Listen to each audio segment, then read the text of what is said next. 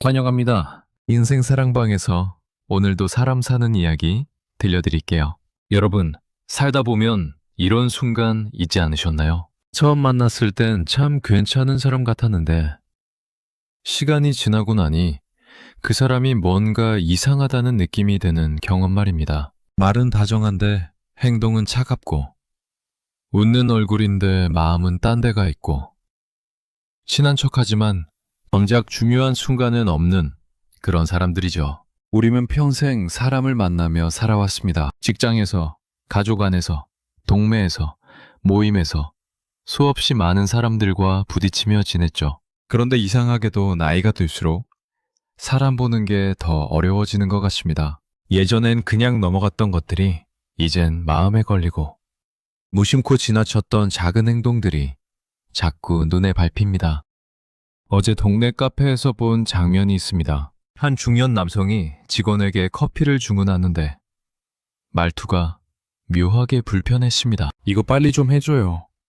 라는 한마디에 담긴 태도가 뭔가 달랐죠. 그 사람은 옆에 앉은 친구한테는 웃으며 정중하게 대화했지만 직원에게만큼은 완전히 다른 사람이었습니다. 그 순간 문득 깨달았습니다. 사람의 본성은 특별한 순간이 아니라 아주 사소한 순간에 드러난다는 걸 말이죠. 우리는 보통 사람을 판단할 때 큰 사건을 기준으로 삼습니다. 어려울 때 도와줬는지, 중요한 약속을 지켰는지, 위기의 순간에 어떻게 행동했는지를 봅니다. 물론 그것도 중요합니다. 하지만 진짜 본성은 그런 특별한 순간보다 평범한 일상에서 더 많이 드러납니다. 말은 얼마든지 꾸밀 수 있습니다. 표정도 관리할 수 있죠. 하지만 행동은 거짓말을 못합니다. 습관은 숨길 수 없고 무의식적인 반응은 통제가 안 됩니다. 그래서 우리는 사람을 볼 때 말이 아니라 행동을, 표면이 아니라 깊은 곳의 신호를 읽어야 합니다. 오늘은 그런 이야기를 해보려 합니다.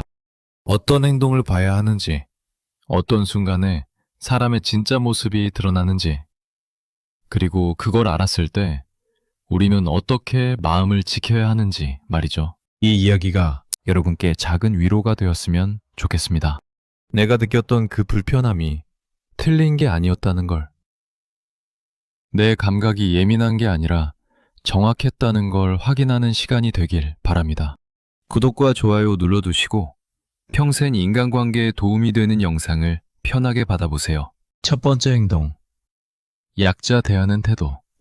얼마 전 62세 한숙희 씨는 지하철역 근처 분식집에서 식사를 하고 있었습니다. 점심시간이라 사람들이 꽤 많았는데 한 50대 여성분이 들어오셔서 자리에 앉았죠. 옷차림이 깔끔하고 품위 있어 보였습니다. 주문을 받으러 온 아르바이트 학생에게 말했습니다. 떡볶이 하나요?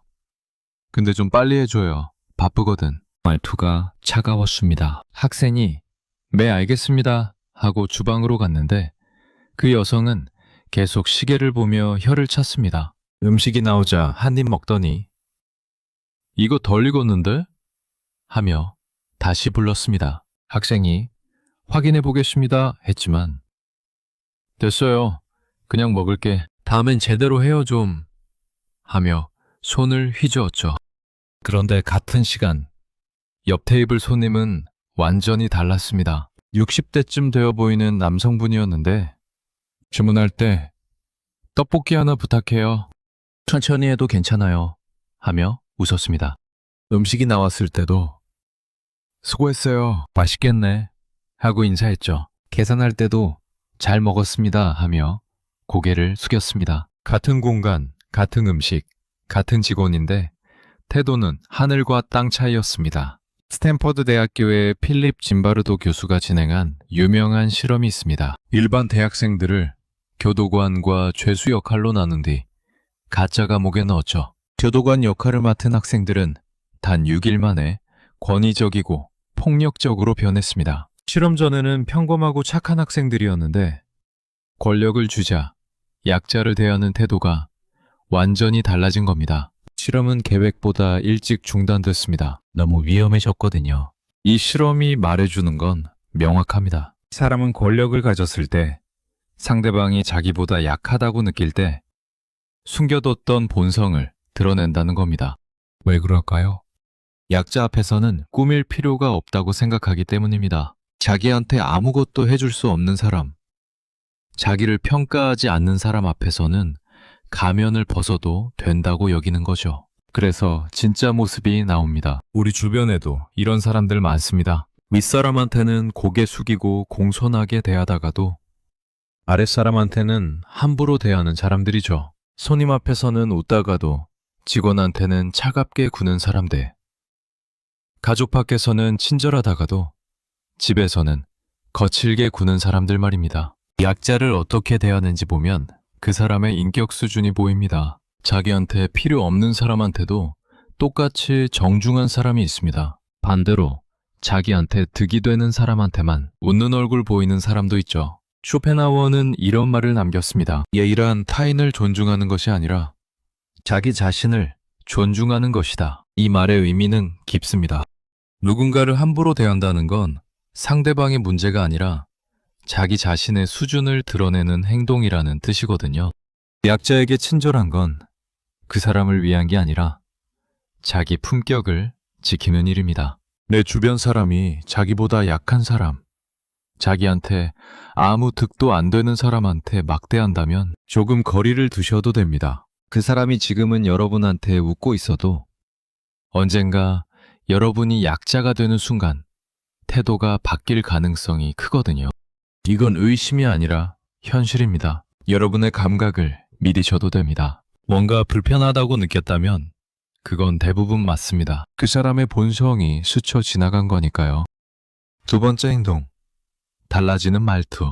아파트 엘리베이터에서였습니다. 12층에서 탔는데 8층에서 한 중년 남성이 타셨습니다. 전화통화 중이었죠.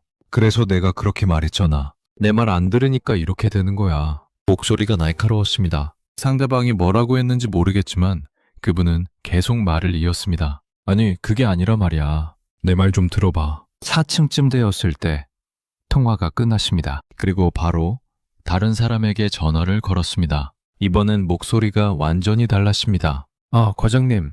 네네, 말씀하세요. 아, 그렇군요. 제가 바로 처리하겠습니다. 공손하고 부드러운 톤이었죠. 같은 사람인데 전혀 다른 목소리였습니다. 30초 사이에 두 개의 얼굴을 본 기분이었죠. 말투라는 게 참 신기합니다. 같은 말이라도 어떻게 말하느냐에 따라 완전히 다른 의미가 되거든요. 괜찮아요 라는 말도 어떤 톤으로 하느냐에 따라 진짜 괜찮다는 뜻일 수도 있고 괜찮지 않은데 참는다는 뜻일 수도 있습니다. 심리학자 엘버트 메라비언의 연구에 따르면 의사소통에서 말의 내용이 차지하는 비중은 7%에 불과합니다. 목소리 톤과 억양이 38%, 표정과 몸짓이 55%를 차지하죠.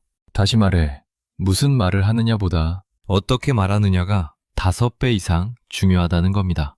UCLA에서 진행한 또 다른 연구도 있습니다. 같은 문장을 다른 톤으로 말했을 때 듣는 사람의 반응이 어떻게 달라지는지 실험했죠. 그 결과는 놀라웠습니다. 친절한 내용이라도 차갑게 말하면 상대방은 거부감을 느꼈고 평범한 내용이라도 따뜻하게 말하면 호감을 느꼈습니다. 비율로 따지면 82%의 사람들이 말의 내용보다 톤에 더 영향을 받았습니다. 말투가 바뀐다는 건 마음이 바뀐다는 뜻입니다. 존중하는 사람한테는 목소리가 부드러워지고 만만하게 보는 사람한테는 거칠어집니다. 이건 자동으로 일어나는 반응입니다. 통제가 안 되죠. 우리 주변에도 이런 사람들이 있습니다. 그래서? 라는 말을 하는데 정말 궁금해서 묻는 게 아니라 빨리 끝내라는 의미로 쓰는 사람들이죠. 별일 아니네 하면서 상대방의 고민을 가볍게 치부하는 사람들. 내가 그렇게 말했잖아 하며 자기가 옳다는 걸 강조하는 사람들 말입니다. 말투는 그 사람의 내면을 그대로 반영합니다. 늘 명령조로 말하는 사람은 상대방을 동등하게 보지 않고 늘 짜증 섞인 톤으로 말하는 사람은 마음속에 불만이 쌓여 있습니다. 프랑스 철학자 몽테뉴는 이렇게 말했습니다. 말의 절반은 말하는 사람의 것이고 절반은 듣는 사람의 것이다. 이 말의 의미는 명확합니다. 말은 혼자 하는 게 아니라는 뜻입니다. 내 앞에 사람을 인식하고 상대방의 반응을 존중하며 말해야 한다는 거죠. 그런데 자기 말만 하는 사람들은 이걸 모릅니다. 그래서 우리는 사람을 볼 때 말투를 들어야 합니다. 무슨 말을 하는지가 아니라 어떻게 말하는지를 봐야 하죠. 목소리 톤이 늘 높은지, 상대방 말을 끊는지, 자기 말만 강조하는지, 비꼬는 투가 섞여 있는지 말입니다. 만약 누군가의 말투가 계속 불편하다면 그건 여러분의 예민함이 아닙니다. 그 사람의 내면이 말투를 통해 새어나오는 거죠. 그럴 땐 억지로 대화를 이어가지 않으셔도 됩니다. 여러분의 마음이 불편하다고 느낀다면 그게 정답입니다. 말투는 절대 거짓말을 못하니까요. 세 번째 행동. 그 사람의 손짓. 동창 모임에 나갔을 때였습니다. 오랜만에 만난 친구들과 식사를 하고 있었는데 한 친구가 자기 이야기를 시작했습니다. 최근에 사업이 잘 됐다는 내용이었죠. 말을 하면서 손이 계속 위아래로 움직였습니다. 손바닥으로 테이블을 톡톡 두드리고 손가락으로 허공을 찌르듯 가리키고 팔을 활짝 벌려 크기를 표현했습니다. 옆에 앉은 다른 친구가 말을 꺼냈습니다. 자기는 요즘 힘들다는 이야기였죠. 그러자 아까 그 친구의 손이 멈췄습니다. 팔짱을 끼고 뒤로 기대앉더니 그래, 힘들구나 하며 관심 없다는 듯이 반응했습니다. 손은 꼼짝도 하지 않았죠. 몇 분 뒤 다시 자기 이야기를 시작하자 손이 살아났습니다. 다시 크게 움직이고 강조하고 제스처를 취했습니다. 말과 손이 완벽하게 일치했죠. 자기 이야기에만 열정이 있었던 겁니다. 손짓이라는 게 묘합니다. 우리는 말을 할 때 의식적으로 단어를 선택하지만 손은 무의식적으로 움직이거든요. 그래서 손짓을 보면 그 사람이 진짜 어떤 마음인지 알 수 있습니다. 시카고 대학교의 수잔 골딘 메도우 교수 연구팀이 흥미로운 실험을 했습니다. 사람들에게 거짓말을 하게 한 뒤 손동작을 분석했죠. 결과는 명확했습니다. 거짓말을 할 때는 손짓이 평소보다 30% 줄어들었고 손을 주머니에 넣거나 팔짱을 끼는 등 몸을 닿는 동작이 2배 이상 증가했습니다. 진실을 말할 때는 손이 자연스럽게 움직이지만 거짓을 말할 때는 손이 경직되는 겁니다. MIT 미디어랩에서 진행한 또 다른 연구도 있습니다. 협상 과정에서 손동작을 관찰했는데 손바닥을 위로 펴고 말하는 사람은 78%의 확률로 상대방의 신뢰를 얻었지만 손가락으로 가리키거나 주먹을 쥐고 말하는 사람은 61%가 불신을 샀습니다. 손짓 하나가 관계를 좌우한 겁니다. 손은 머리보다 빠릅니다. 생각이 정리되기 전에 감정이 먼저 손으로 나오거든요. 화가 나면 손이 주먹을 쥐고, 불안하면 손이 떨리고, 거짓말을 하면 손이 숨으려 합니다. 이건 의지로 막을 수 없습니다. 우리 주변에도 이런 사람들 많습니다. 이야기를 들어주는 척 하면서 손가락으로 테이블을 두드리는 사람. 천천히 말해요 하면서 손으로 빨리빨리 하라는 제스처를 보내는 사람. 사과한다면서 손은 방어적으로 가슴 앞에서 교차시키는 사람들 말입니다. 손짓은 그 사람의 진짜 감정을 드러냅니다. 손바닥을 보이며 말하는 사람은 열려있는 거고 손을 감추는 사람은 뭔가 숨기고 있는 겁니다. 손가락으로 가리키는 사람은 공격적이고 손을 가만히 두는 사람은 통제하려는 마음이 강한 거죠. 플라톤은 이런 말을 남겼습니다. 지혜로운 사람은 말보다 침묵을 택하고 어리석은 사람은 침묵보다 몸짓을 택한다. 이 말이 의미하는 건 명확합니다. 진짜 깊이 있는 사람은 과한 제스처로 자기를 드러내지 않는다는 뜻이죠. 반대로 속이 얕은 사람일수록 손짓 발짓이 과하고 자기 주장을 몸으로 밀어붙입니다. 그래서 우리는 사람을 볼 때 손을 봐야 합니다. 말을 들을 때 손이 어디에 있는지, 이야기할 때 손이 어떻게 움직이는지, 불편한 질문을 받았을 때 손이 어디로 가는지 말이죠. 만약 누군가의 손짓이 계속 공격적이거나 닫혀 있다면 그 사람의 마음도 그렇다는 뜻입니다. 억지로 다가가려 하지 않으셔도 됩니다. 여러분의 직감을 믿으셔도 됩니다. 손은 거짓말을 못하니까요. 네 번째 행동. 향하는 눈빛. 공원 벤치에 앉아 있었을 때였습니다. 앞쪽에 젊은 엄마와 아이가 있었습니다. 아이가 뭔가를 열심히 이야기하고 있었는데 엄마는 핸드폰을 보고 있었죠. 엄마 들어봐. 하는 아이의 목소리가 들렸습니다. 엄마는 응, 들어 하면서도 눈은 화면에서 떠나지 않았습니다. 아이가 다시 불렀습니다. 엄마, 저기 봐. 그제야 엄마가 고개를 들었지만 시선은 여전히 허공을 향했습니다. 그래, 봤어. 하면서 다시 핸드폰으로 눈이 갔죠. 아이는 결국 말을 멈췄습니다. 옆 벤치에는 할아버지와 손주가 앉아 있었습니다. 손주가 할아버지, 오늘 학교에서 말이야. 하며 이야기를 시작하자 할아버지는 몸을 아이 쪽으로 돌렸습니다. 그리고 아이 눈을 똑바로 보며 들었죠. 고개를 끄덕이고 웃고 놀란 표정도 지으며 반응했습니다. 아이는 신이 나서 계속 이야기했습니다. 두 장면의 차이는 명확했습니다. 한쪽은 듣는 척만 했고 다른 쪽은 진짜 들었습니다. 그 차이는 눈에서 나왔죠. 눈빛만큼 솔직한 게 없습니다. 우리는 입으로는 얼마든지 꾸밀 수 있지만 눈은 통제가 안 되거든요. 좋아하는 사람을 보면 동공이 커지고 불편한 사람을 보면 눈을 피하게 됩니다. 이건 의지로 조절할 수 있는 게 아닙니다. 하버드 대학교 사회심리학과 연구팀이 진행한 실험이 있습니다. 두 사람이 대화를 나눌 때 눈맞춤 시간을 측정했죠. 결과는 명확했습니다. 서로 신뢰하는 관계에서는 대화 시간의 60에서 70%를 눈을 맞추며 보냈지만 불편한 관계에서는 30% 이하로 떨어졌습니다. 더 흥미로운 건 거짓말을 하는 사람은 눈 맞춤이 평소보다 43% 감소했다는 점입니다. 코넬 대학교에서 진행한 또 다른 연구도 있습니다. 동공 크기를 분석했는데 진심으로 관심 있을 때는 동공이 평소보다 20에서 30% 커졌고 흥미 없을 때는 오히려 작아졌습니다. 말로는 재미있네요 해도 동공은 정직하게 반응한 겁니다. 눈을 피한다는 건 마음도 피하고 있다는 뜻입니다. 관심이 없거나 불편하거나 숨기고 싶은 게 있는 거죠. 우리 주변에도 이런 사람들 많습니다. 대화할 때 계속 핸드폰을 보는 사람, 눈을 맞추다가도 금방 시선을 돌리는 사람, 잘 들었어 하면서도 정작 눈은 허공을 보고 있는 사람들이죠. 그 사람들은 나쁜 사람이 아닙니다. 다만 여러분한테 관심이 없을 뿐입니다. 눈빛은 그 사람의 진심을 보여줍니다.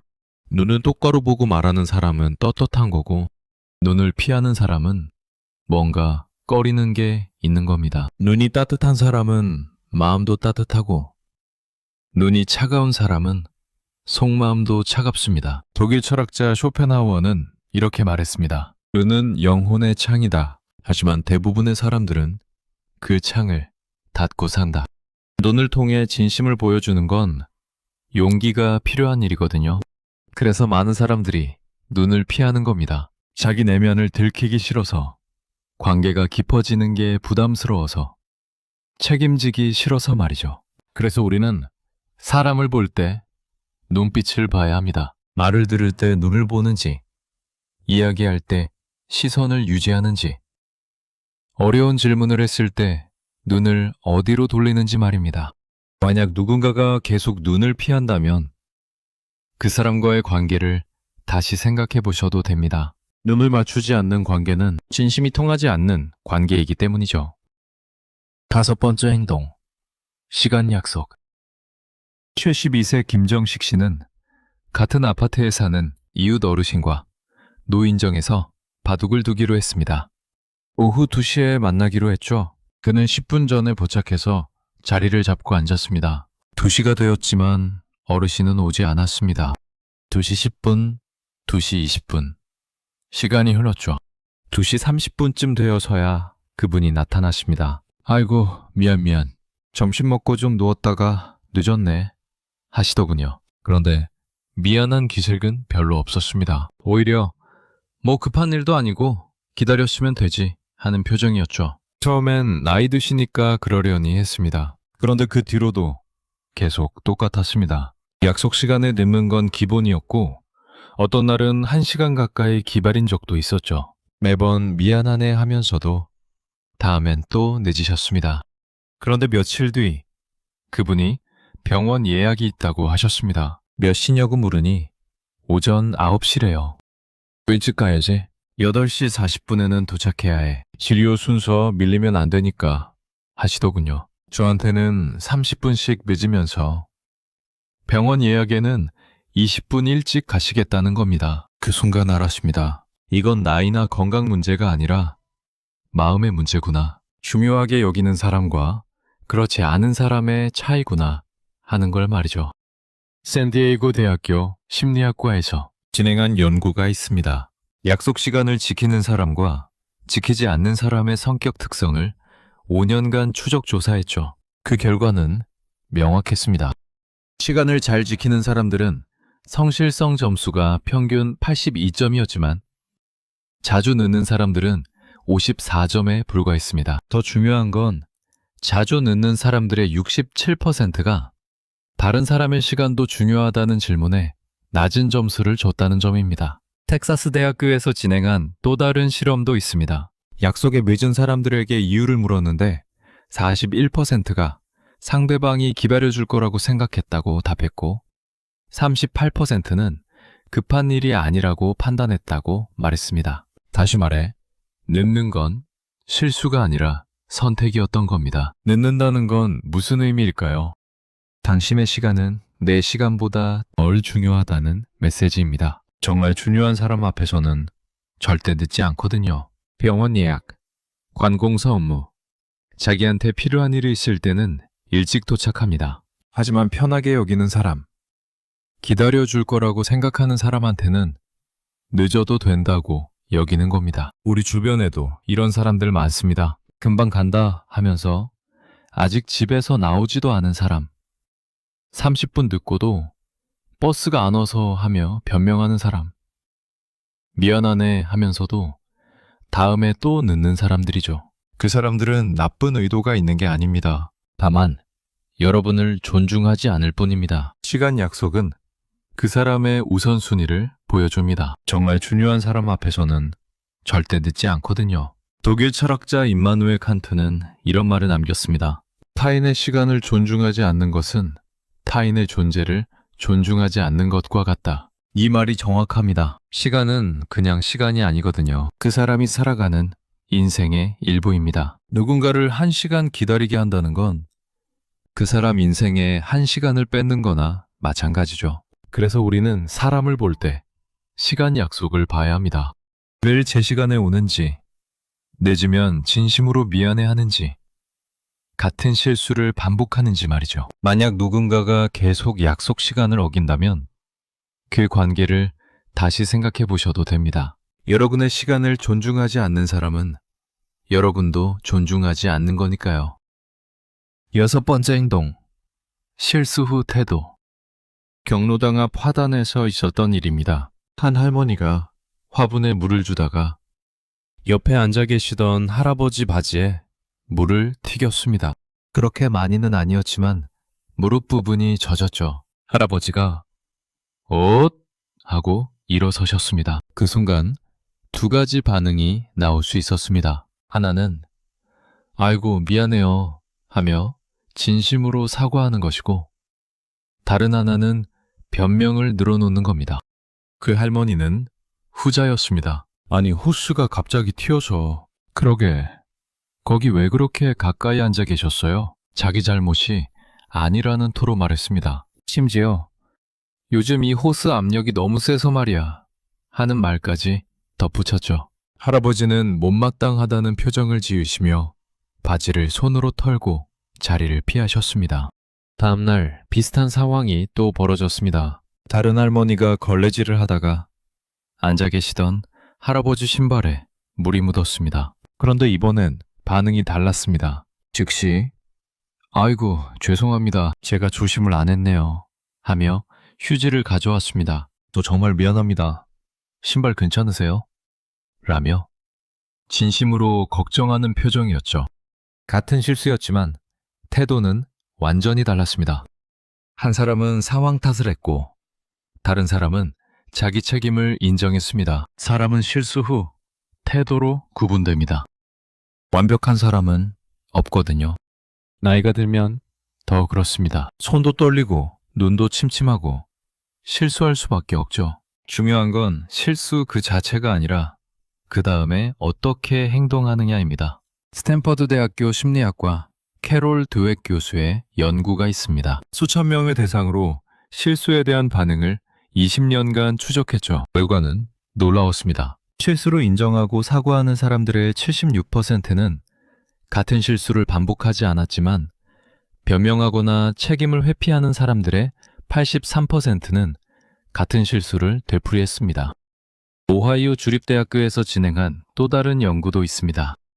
공동체 생활에서 실수한 사람들의 태도를 분석했는데 즉시 사과한 사람들은 이웃들과의 신뢰도가 평균 12% 상승했지만 변명한 사람들은 신뢰도가 28% 하락했습니다. 실수보다 변명이 관계를 더 망친 겁니다. 변명하는 사람은 왜 그럴까요? 자기 잘못을 인정하면 체면이 상한다고 생각하기 때문입니다. 특히 나이가 들수록 내가 틀렸다고 말하기 어려워집니다. 하지만 사실은 반대입니다. 변명할수록 더 초라해 보이거든요. 우리 주변에도 이런 사람들 많습니다. 내가 그런 게 아니라 상황이 그랬어 하며 핑계대는 사람. 네가 그렇게 하니까 나도 그랬지 하며 책임을 돌리는 사람. 나이 먹으면 다 그래 하며 나이 탓으로 돌리는 사람들이죠. 그 사람들은 실수를 인정하는 게 약해 보인다고 생각합니다. 실수 후 태도는 그 사람의 성숙도를 보여줍니다. 진짜 어른은 자기 잘못을 인정할 줄 알지만 미성숙한 사람은 끝까지 변명합니다. 강한 사람은 미안하다 말할 수 있지만 약한 사람은 내 잘못이 아니야 하며 자기를 방어합니다. 프랑스 작가 앙투안 드 생텍쥐페리는 이렇게 말했습니다. 진정한 용기는 실수를 인정하는 데 있다. 변명은 비겁함의 다른 이름이다. 이 말의 의미는 명확합니다. 실수를 인정한다는 건 상대방을 존중한다는 뜻이거든요. 반대로 변명한다는 건 자기 체면이 상대방보다 중요하다는 뜻입니다. 그래서 우리는 사람을 볼 때 실수 후 태도를 봐야 합니다. 즉시 사과하는지, 변명부터 늘어놓는지, 책임을 남에게 떠넘기는지 말이죠.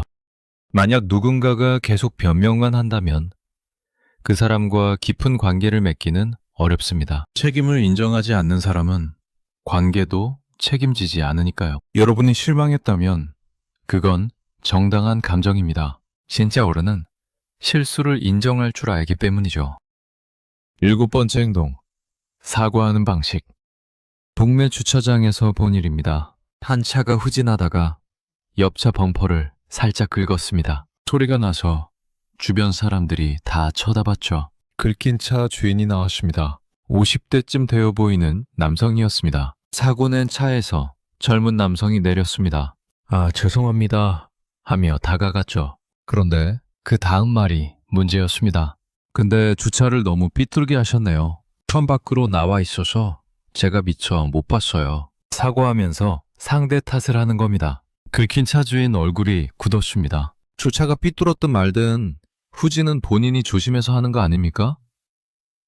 목소리에 화가 섞였죠. 젊은 남성은 다시 말했습니다. 그러니까 죄송하다고 했잖아요. 제가 뭘 더 어쩌라고요. 분위기가 험악해졌습니다. 사과는 했지만 진심이 없었고 변명이 섞여 있었고 짜증까지 냈습니다. 옆 주차 공간에서도 비슷한 일이 있었습니다. 한 아주머니가 카트를 밀다가 옆차 문짝을 긁었죠. 차 주인이 나왔고 아주머니는 즉시 말했습니다. 정말 죄송합니다. 제가 카트를 조심하지 못했어요. 수리비 제가 다 드릴게요. 연락처 드릴 테니 견적 나오는 대로 알려주세요. 구체적으로 뭘 잘못했는지 말하고 어떻게 책임지겠다는 것까지 밝혔습니다. 차 주인도 표정이 풀렸죠. 아니에요.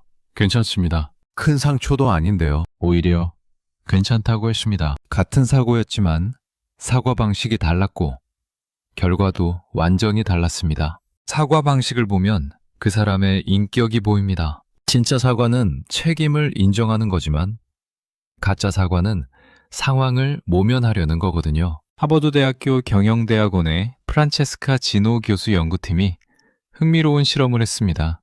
여러 형태의 사과를 듣고 사람들이 어떻게 반응하는지 분석했죠. 결과는 명확했습니다. 미안하지만 네가 같은 조건부 사과는 92%가 진심으로 받아들이지 않았고 미안합니다. 제 잘못입니다. 처럼 명확한 사과는 87%가 진심으로 느꼈습니다. 사과에 변명이 섞이면 오히려 역효과가 난 겁니다. 케임브리지 대학교에서 진행한 연구도 있습니다. 사과의 진정성을 판별하는 요소를 분석했는데 가장 중요한 3가지가 나왔습니다. 첫째, 구체적으로 뭘 잘못했는지 인정하는가.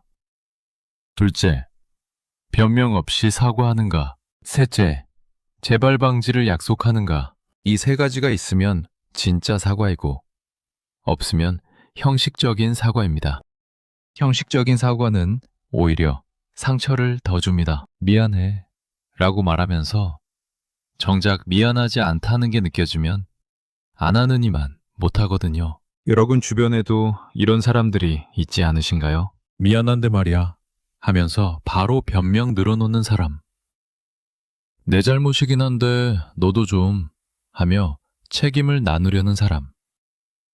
미안 한마디만 던지고 끝내는 사람들이죠. 그 사람들은 사과의 형식만 갖추면 된다고 생각합니다. 사과 방식은 그 사람의 책임감을 보여줍니다.